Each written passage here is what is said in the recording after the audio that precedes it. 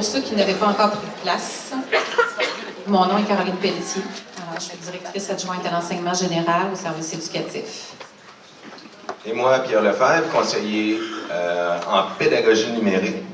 Il nous fait plaisir de vous accueillir aujourd'hui à titre de maître de cérémonie. Et c'est avec fierté que nous accueillons à cette deuxième édition de l'événement GRIP. Excusez-moi, je prends mon souffle, je suis énervé un matin. Là. Il y a beaucoup d'affaires, beaucoup de préparatifs. OK. Ça va. C'est avec fierté qu'on vous accueille, bien sûr, aujourd'hui. Comme je dis, c'est un événement là, qui a demandé énormément de préparation.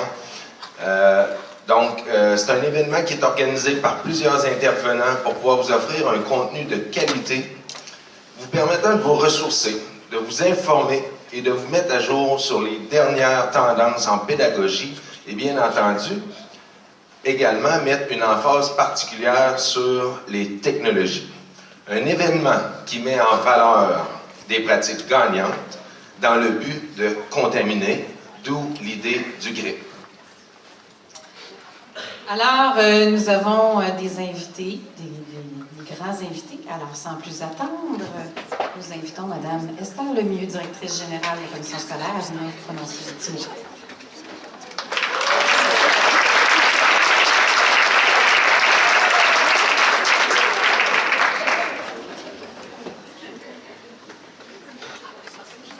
Je pense que je vais avoir besoin d'un petit peu de lumière. Merci.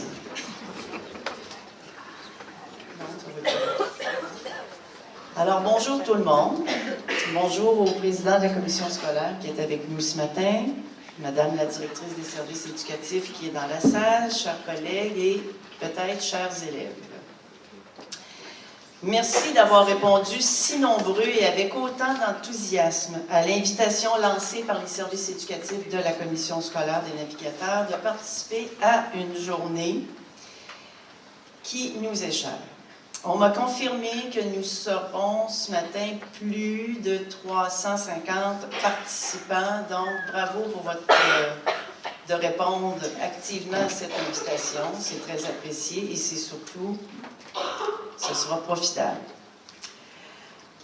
Alors aujourd'hui, vous aurez l'occasion de profiter d'un partage riche et bénéfique des connaissances et des apprentissages effectués dans l'ensemble de notre territoire, de même que des développements de la recherche en cette ère de révolution cognitive et numérique. Qu'on le veuille ou non, nous sommes réellement aux portes de nouvelles réalités et en ce sens, l'événement GRIP est vraiment devenu un incontournable pour notre organisation. Cette journée qui s'inscrit dans le déploiement du plan de développement d'éthique de la Commission scolaire des navigateurs nous offre l'occasion rêvée d'ouvrir nos horizons et de mettre nos connaissances à jour. Alors que l'information numérique prend une place prépondérante dans nos vies, alors que la rapidité d'exécution dans les médias sociaux peut entraîner la propagation de meilleures comme parfois de mauvaises nouvelles, mais ce, à la vitesse de l'éclair. Le monde de l'éducation en particulier, celui des niveaux que regroupe une commission scolaire, doit suivre le courant. La commission scolaire doit demeurer alerte et savoir négocier les virages avec adresse et ouverture, et ce, malgré le tourbillon bouillonnant et incessant d'innovation. C'est à la vitesse de l'éclair. Le terme technopédagogie est relativement assez récent. C'est en 2007 que l'Office de la langue française l'a intégré dans sa banque terminologique. Et si récente soit-elle, la technopédagogie est déjà une réalité quotidienne, tant au primaire qu'au secondaire, qu'à la formation professionnelle ou en FP, FGA, qu'au sein de la formation professionnelle, comme je viens de le dire. Donc, c'est dans notre langage courant maintenant. Il est donc de première importance que nous puissions poursuivre son implantation, sûrement et rondement, afin d'assurer à nos élèves toutes les chances auxquelles ils ont droit de s'attendre pour faire face à l'avenir et j'oserais même pour être pleinement efficaces dès maintenant. Ils sont tout petits, les jeunes, 2-3 ans, puis déjà, ils travaillent avec leur tablette. De toute façon, et vous le savez comme moi, lorsque les plus âgés n'emboîtent pas le pas assez rapidement, les plus jeunes ne se gênent pas pour nous pousser dans le dos et même pour nous dépasser. Et je vous dirais que personne aime se faire dépasser, mais des fois on se sent dépassé. Ça m'a rappelé une ancienne publicité, peut-être que les trop jeunes ici dans la salle ne vous en souviendrez pas. C'était la publicité d'une petite Golf, où est-ce que c'était « Tasse-toi, mon oncle ». Je ne sais pas si vous vous en souvenez.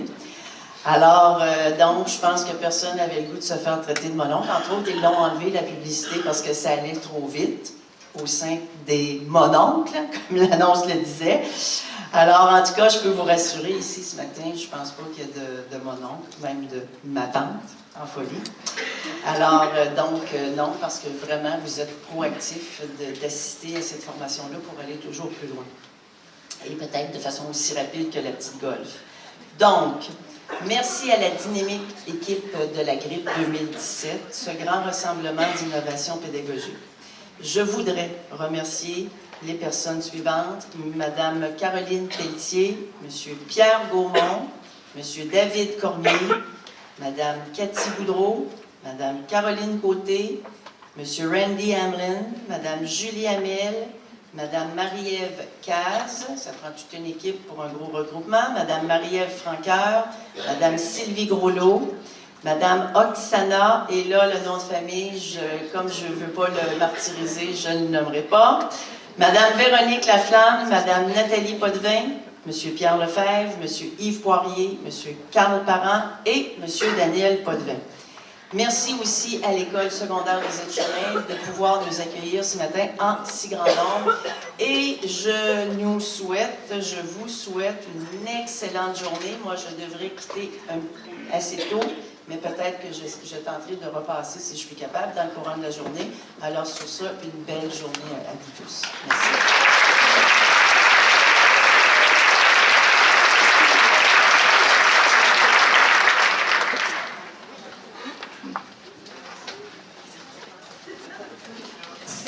Merci beaucoup, Mme Lemieux. J'inviterai maintenant M. Jérôme Demers, président de la commission scolaire, à venir nous adresser son mot.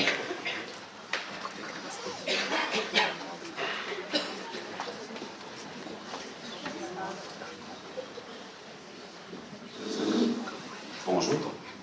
Je serai très court parce que mon allocution est très simple. Je viens dire tout simplement merci. D'abord, merci aux organisateurs pour la journée. Je sais que ça va être une journée fantastique. Mais je viens vous remercier aussi, les participants, vous. Je vous remercie d'être présents. Je vous remercie de prendre le temps de venir bonifier vos connaissances, vos compétences. Je vous remercie au nom des enfants qui vont en profiter. Je vous souhaite une très bonne journée et j'espère que, en plus des connaissances et des compétences que vous aurez, je vous souhaite et je nous souhaite surtout d'être fiers de ce que vous faites, de ce que notre commission scolaire fait. C'est un sentiment qui va pouvoir transcender votre enseignement.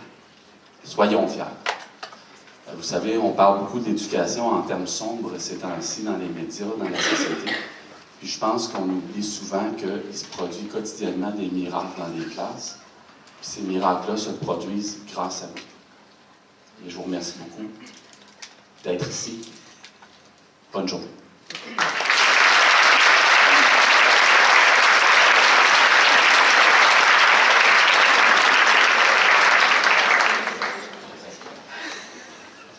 Alors, merci beaucoup, M. Demers.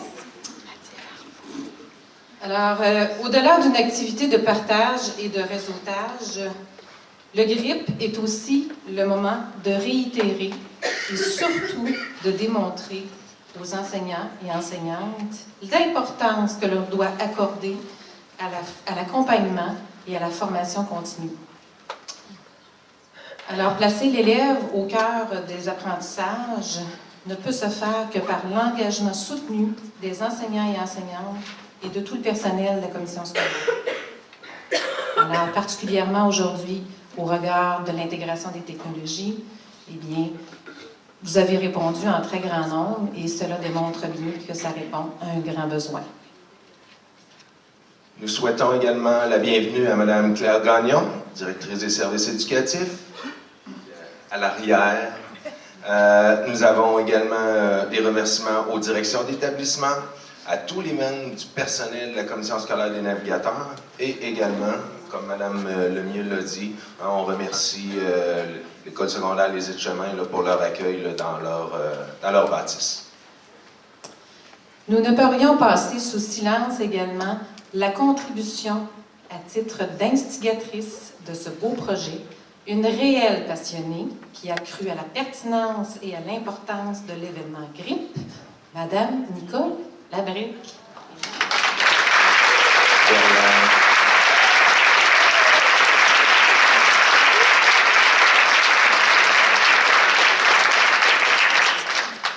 Nous profitons aussi de l'occasion pour remercier tous nos généreux partenaires, notamment ceux qui ont opté pour une participation art, soit l'École branchée, Person RP, l'édition Grand-Duc, NetMap, la COPS, la Centrale des syndicats du Québec, CSQ, et ne pas oublier, bien sûr, la Commission scolaire des navigateurs. Également, les partenaires argent, soit la Fédération des syndicats de l'enseignement, la GRIX, Chenelière Éducation, Pro et Boutillier, ainsi que Maths et Mon Monde. Tout au long de la journée, vous êtes invités à interagir, si vous le voulez, en direct sur Twitter avec le mot-clé hashtag GRIPCSDN en un seul mot. Pour ceux et celles qui ne sont pas habitués à cela, en fait, c'est une belle occasion pour vous y familiariser. N'hésitez pas à publier donc des photos, des commentaires ou des coups de cœur sur ce fil de discussion-là. Tout le monde pourra en profiter.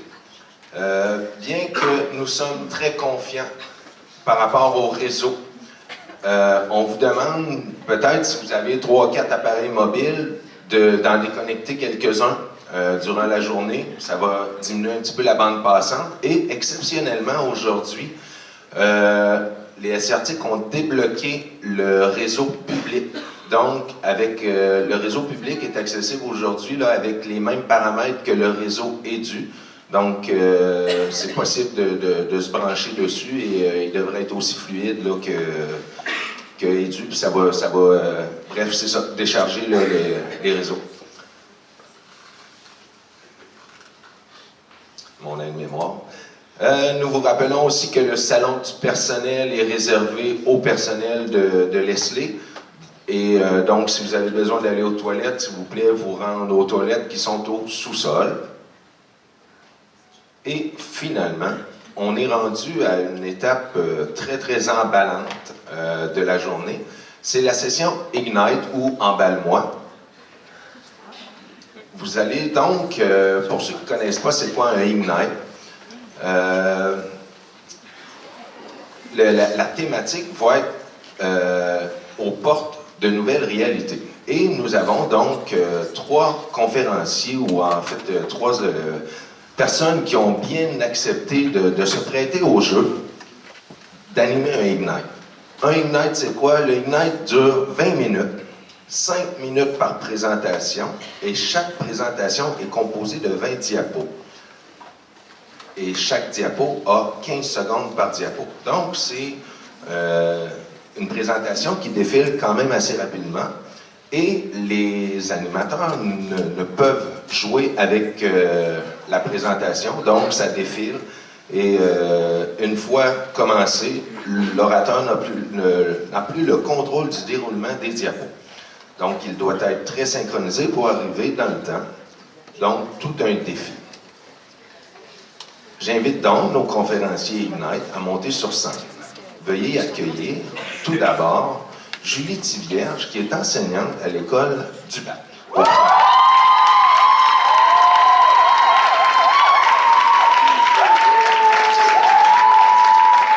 On va accueillir seulement Julie pour commencer, puis ensuite les autres viendront.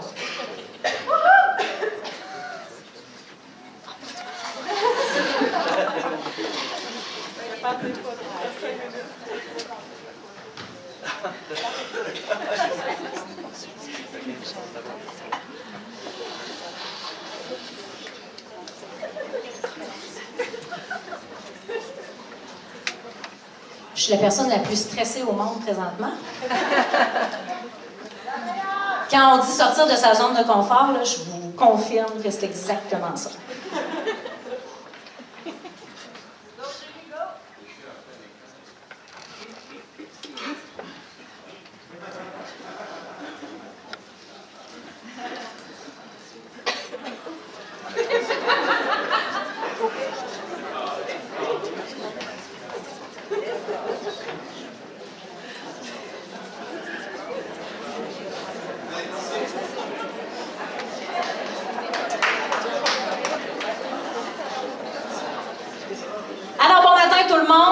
Quand on m'a soumis le sujet du IGNIAD d'aujourd'hui, ce que j'ai trouvé le plus difficile, c'est de me concentrer sur une avenue en particulier parce que des nouvelles réalités, il y en a tellement.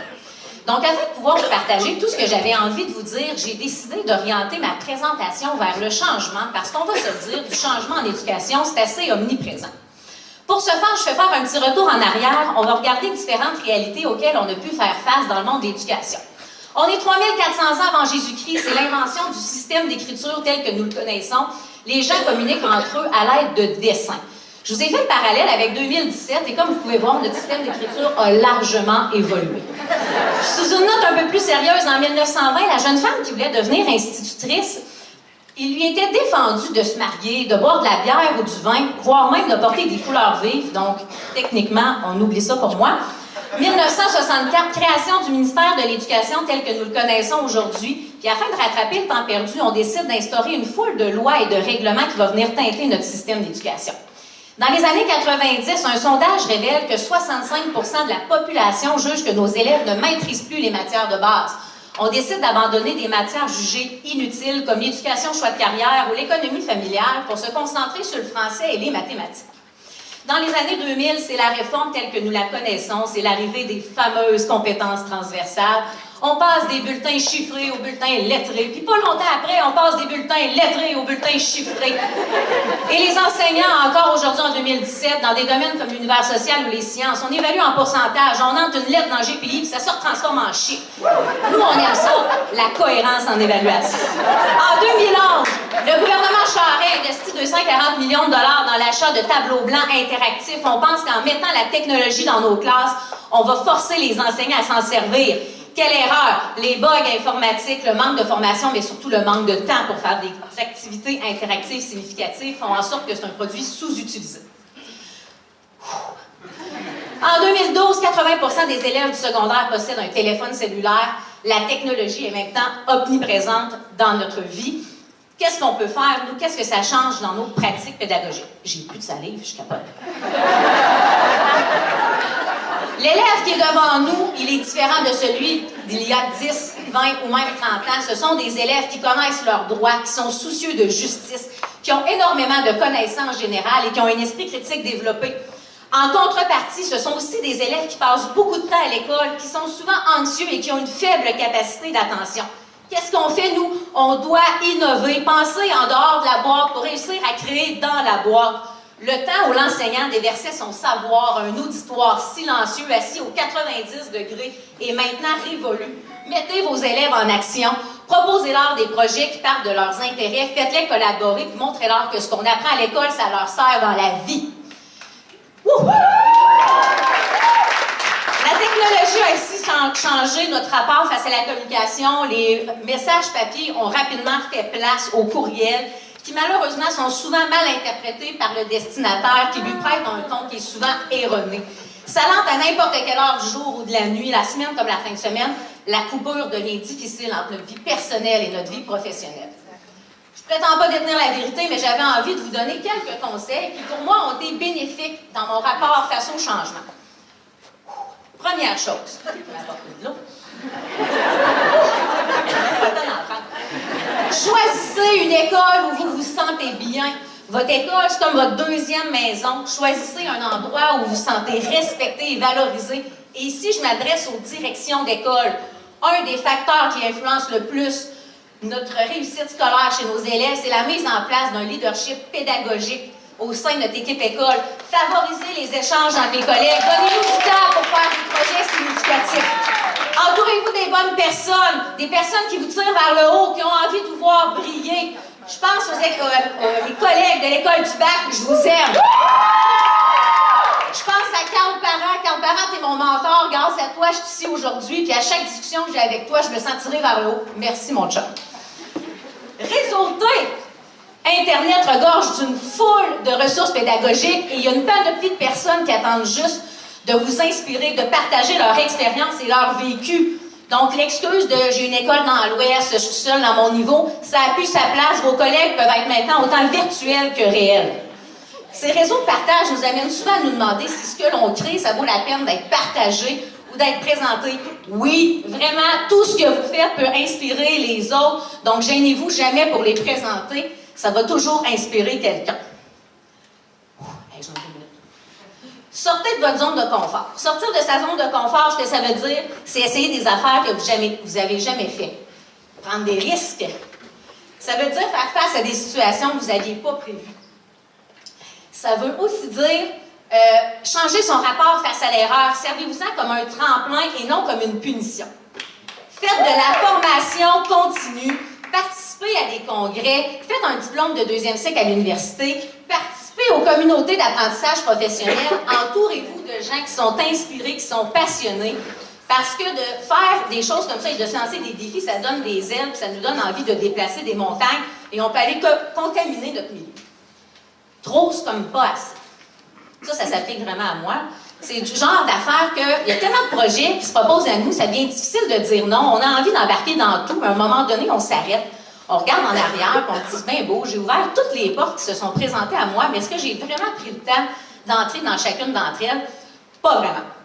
Le changement arrivera toujours à son rythme et ce sera rarement le vôtre. Je fais une petite analogie avec une vague. Donc, essayez d'utiliser le changement comme une vague. Surfez sur elle. Quand vous êtes fatigué, laissez-vous porter par elle. Puis ne laissez jamais, jamais personne vous tirer vers le fond. Vous méritez mieux que ça. En terminant, il y a une réalité qui est universelle et qui est intemporelle. C'est celle que les élèves qu'on a devant nous, ils ont besoin d'être aimés, ils ont besoin d'être valorisés, ils ont besoin d'être admirés. Le lien que vous allez établir avec eux peut changer leur vie. Et à nous tous qui œuvrons dans le monde de l'éducation, ensemble, on peut faire une différence.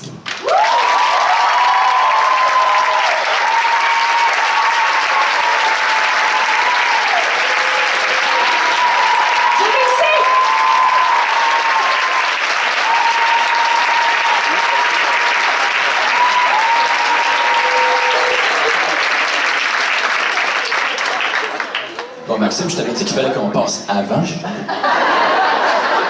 Donc, bonjour à tous. Xavier Roy, enseignant à l'école Champagnat, programme Langue et Multimédia, un programme qui est axé sur la créativité. Ce matin, pour ces 2 dernières semaines en tant qu'élève, oui, j'ai mon collègue. Oui, bonjour, Maxime Baudouin, stagiaire de Louis-Xavier. Très content d'être avec vous ce matin. Et oui, il me fait monter sur scène pour mon stage 4. C'est déjà parti, Max. Let's go.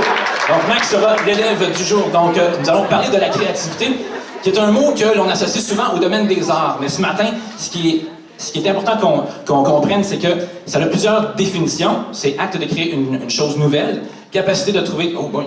Qu'est-ce que ça amène, la créativité?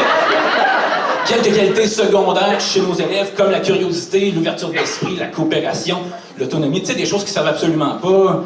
Ah, comme l'esprit critique, ça veut dire que je peux te critiquer quand je veux. T'es très créatif aussi, Maxime, bravo.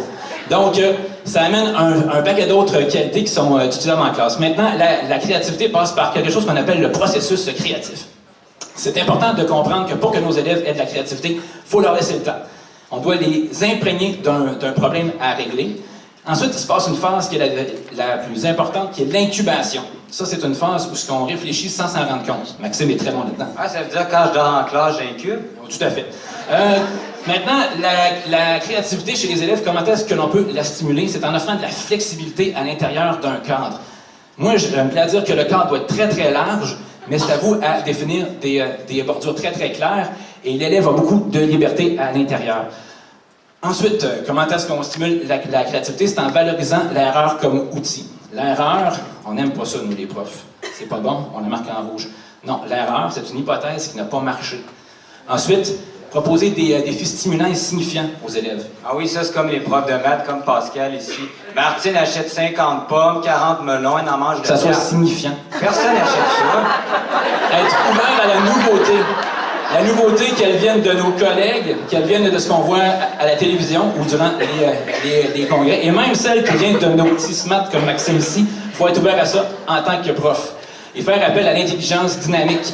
La créativité, c'est la quintessence de l'intelligence dynamique. Maintenant, pour la faire naître, il ne faut surtout pas la tuer. La meilleure façon de tuer la créativité, c'est d'apprendre seulement en fonction de l'évaluation. Hey Maxime, ça compte. Ça, là, tu vas me le faire 4 fois. Tu as besoin d'être bon parce que ça va compter à l'examen. Oui, mais... Et quand on est trop routinier ou rigide, on laisse aucune place à la créativité chez nos élèves. Démoniser l'erreur. Maxime, c'est quoi ça? Tu t'es planté ce numéro-là, ça valait 4 points. 4 points perdus. Excuse-moi, j'ai essayé. Fait que là, Maxime, ce qu'il vient d'apprendre, c'est que prendre un risque, ce qui est nécessaire à la créativité, non, on prend plus de risques et on se rend au point B. Et limiter les occasions d'interaction en classe. Si on fait juste du magistral et du cahier, il n'y a aucune place à la créativité. Avoir un horaire qui est constamment serré. La créativité, ça prend du temps. Maxime, il faudrait que tu sois créatif dans les 20 prochaines minutes. Okay? C'est parce qu'on commence l'autre matière au prochain cours, fait que tu as 20 minutes. OK. Très créatif. Et ne jamais se remettre en question. Le jour où on pense qu'on sait tout, on arrête d'être créatif et... Bon, ça va vite. Citation de M. Pierce. Il faut surmonter notre peur de l'erreur. Puis, on va se le dire, les profs, on n'aime pas ça, l'erreur. On n'aime pas chez nos élèves, mais on l'aime pas chez nous non plus. La créativité fait peur dans les premiers temps. Mais moi, je peux vous dire que les premiers pas sont les plus difficiles et une fois qu'on surmonte la peur de l'erreur, ça va tout seul. Et ça exige surtout d'avoir le courage de mettre de côté ses certitudes. Nous, à chaque année, dans le programme Langue et Multimédia, même si ça fonctionne bien, à chaque année, on se remet en question et c'est très sain. Présentement, peut-être que je chatouille les certitudes de certains. C'est très bon signe si c'est le cas. Ensuite, Brené Brown nous dit que l'innovation et la créativité, ça vient pas sans échec. Heureusement. Il y a un gars qui s'appelle Thomas Edison qui a essayé 3000 fois de créer une ampoule et ça a marché à la 3001e fois. Ce qu'il disait, c'était que justement, il connaissait 3000 façons qu'une ampoule fonctionne. C'est comme ça qu'on est créatif et c'est important de le réaliser. La prochaine, c'est ma préférée. Nous naissons tous créatifs, mais on se fait apprendre à ne plus l'être. Les profs de préscolaire ici, vous êtes là? Oui. Est-ce que c'est vrai que vos élèves, si on leur donne de la pâte à modeler ou des crayons de cire, ils se mettent à créer tout de suite? Et dès la première année, on les fait créer de moins en moins, puis quand ils arrivent chez nous au secondaire, ils ne créent plus. Pourquoi? Concept. La créativité, c'est l'intelligence qui s'amuse. La notion de plaisir doit être là. Si vous voulez que vos élèves deviennent créatifs, il doit y avoir une notion de plaisir. Si c'est linéaire, ça ne fonctionnera pas. Donc, Einstein avait raison en disant que c'est l'intelligence qui s'amuse, plaisir égale créativité. Les esprits créatifs sont rarement ordonnés parce que le processus créatif n'est pas linéaire, ce n'est pas en ligne droite. Ah, comme ton bureau. Je suis créatif. Et ton casier? Donc, le processus créatif passe souvent par une phase où on se remet beaucoup en question, les points 3 et 4. Bon. La créativité en classe, ça passe par vous. Vos élèves n'attendent que ça. Vous êtes le déclencheur. Ils en ont plein, ils n'attendent que vous leur donniez le go. L'image qui est ici, le professeur Keating, qui est joué par Robin Williams, et dans une école, on n'a pas plus conformiste. Et même à ça, il arrive à inspirer ses élèves en étant très créatif. Un adulte créatif, c'est un enfant qui a survécu. Si vous voulez être créatif, il faut retourner au moment de votre vie, quand vous aviez 8, 10, 12 ans, vous avez dit « Hey, moi, là, je vais être prof plus tard ». Vous savez, là, avant qu'on entende parler d'entente locale et de convention de gestion, il faut retourner à ce moment-là où on s'est dit « Ma classe, ça va être de même, ça va être différent des autres, ça va être nouveau, puis ça va être hot ». Je laisse le mot de la fin à M. Walt Disney qui nous dit que si on peut l'imaginer, on peut le réaliser. Heureusement pour nous, M. Disney a été mis dehors d'un journal du Missouri parce qu'il n'était pas assez créatif, disait-on. Et les banques lui ont refusé 302 fois son premier prêt pour ouvrir une folie qui s'appelait un parc thématique. Donc, si vous avez une bonne idée, vous pensez être seul à l'avoir, il y a de très bonnes chances que ça fonctionne. Je laisse les références qui, j'espère, vont être disponibles après le grip, surtout les deux du bas. Souvent, on pense qu'en sciences et en maths, la créativité, c'est pas pour nous, vraiment pas. Je vous recommande vraiment d'aller consulter ces sites-là. Donc, la créativité, ça commence par vous et vos élèves n'attendent que ça. Merci beaucoup.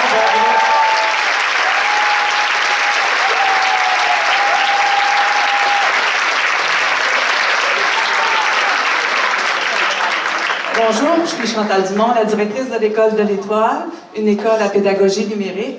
Je peux vous dire que tous les gens qui sont venus travailler à l'Étoile depuis l'ouverture, c'est des gens qui ont aimé le changement. Ils n'ont pas eu peur du changement. On porte des nouvelles réalités. Selon vous, est-ce que cet adulte et l'enfant voient la même chose? Se pourrait-il qu'il y a des différences? Avez-vous déjà réfléchi que les nouvelles réalités pour vous ne sont pas nécessairement des nouvelles réalités pour l'enfant? Il pourrait y avoir une petite différence.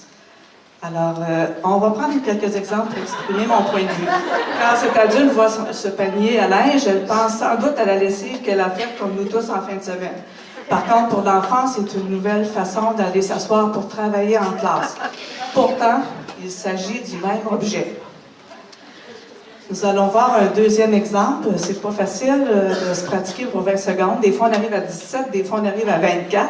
Alors, prenons un autre exemple, la chaise. Alors, l'adulte voit la façon la plus traditionnelle de l'utiliser pour s'asseoir. Alors que pour l'enfant, c'est plutôt une façon originale de faire de la lecture en classe pour s'adosser. Est-ce que vous, les enseignants, vous seriez assez à l'aise pour permettre à l'enfant de l'utiliser ainsi? Avons-nous l'ouverture d'aller jusque-là?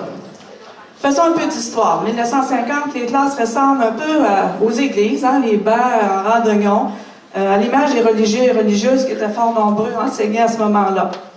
1980, on voit encore des pupitres en rangée. Par contre, l'environnement de la classe est plus convivial. On voit des choses qui ressemblent un peu plus aux élèves. En l'an 2000, le travail coopératif fait son apparition. Alors, on lâche les rangs d'oignons, les places 2 par 2, 4 par 4 pour favoriser l'apprentissage coopératif. Les tableaux verts commencent à être remplacés par des tableaux blancs.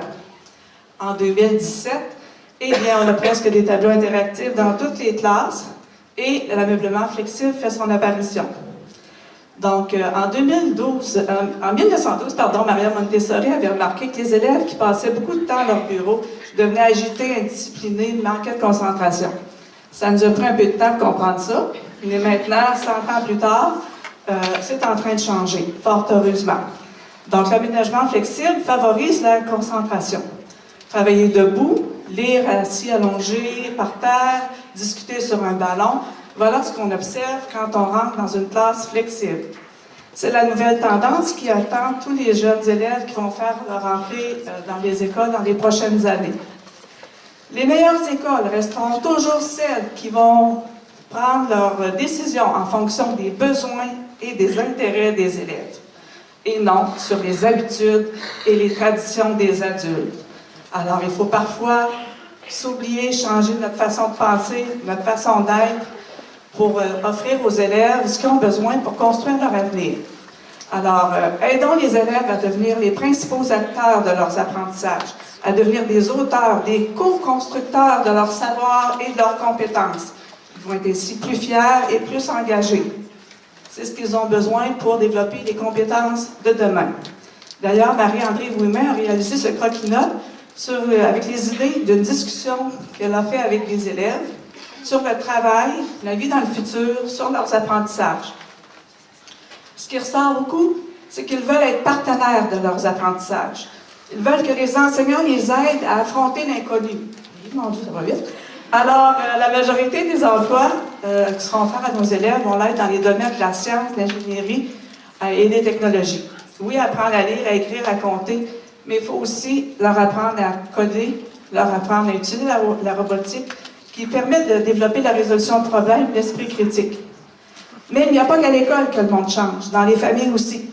Alors, vous pouvez remarquer par ces illustrations que les relations interpersonnelles sont différentes, les activités des enfants, ainsi que les repas en famille. On voit la présence constante de la technopédagogie, des outils technologiques, pardon.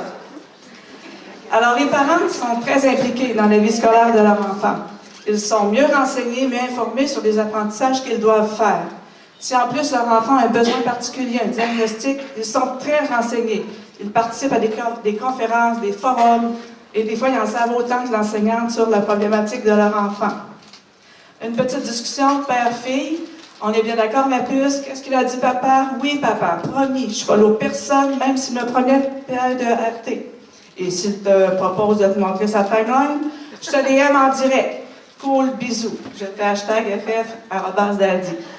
On n'est pas si loin que ça. C'est une belle petite caricature. En voilà une autre. J'ai installé les raccourcis vers vos applications préférées et j'ai aussi fait le ménage sur votre disque dur.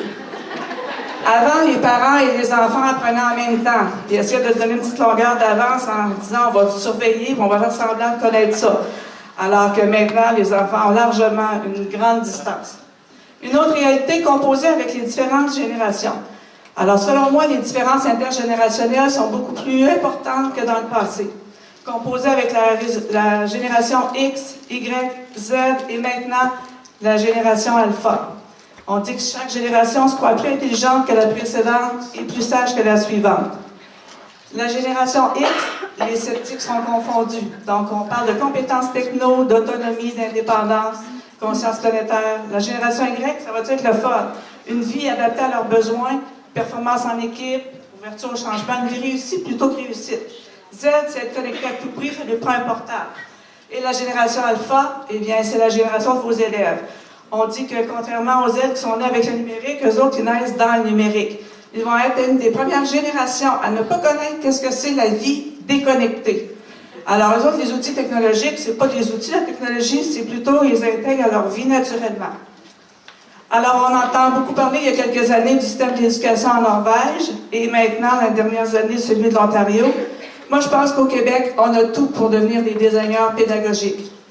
Pour ça, il faut sortir de nos classes, sortir de nos écoles, participer à des communautés d'apprentissage, se réseauter, partager nos bons coups. Et ensemble, on réussira à travailler et à développer le Québec pédagogique. C'est en se mobilisant, en se faisant confiance. On parlait tantôt de que la direction devienne une leader pédagogique. J'y crois beaucoup. Il faut que tous ensemble, on se tire vers le haut. Et c'est comme ça que le Québec va rayonner partout dans le monde. Alors, merci. On devrait terminer.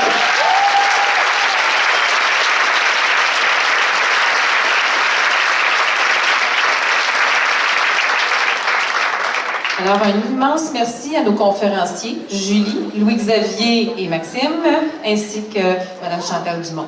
Alors, merci beaucoup. Mission accomplie. Dans quelques minutes, nous amorçons les ateliers main sur les touches. Au préalable, voici quelques consignes afin que le déroulement se passe bien. Alors, nous vous demandons de bien vouloir respecter les ateliers, évidemment, dans lesquels vous êtes préalablement inscrits. Et sachez qu'une équipe tactique de monsieur, accompagnée de M. Denis Côté seront disponibles. L'équipe sera disponible pour le soutien technique. Ils sont identifiables par le chandail grippe.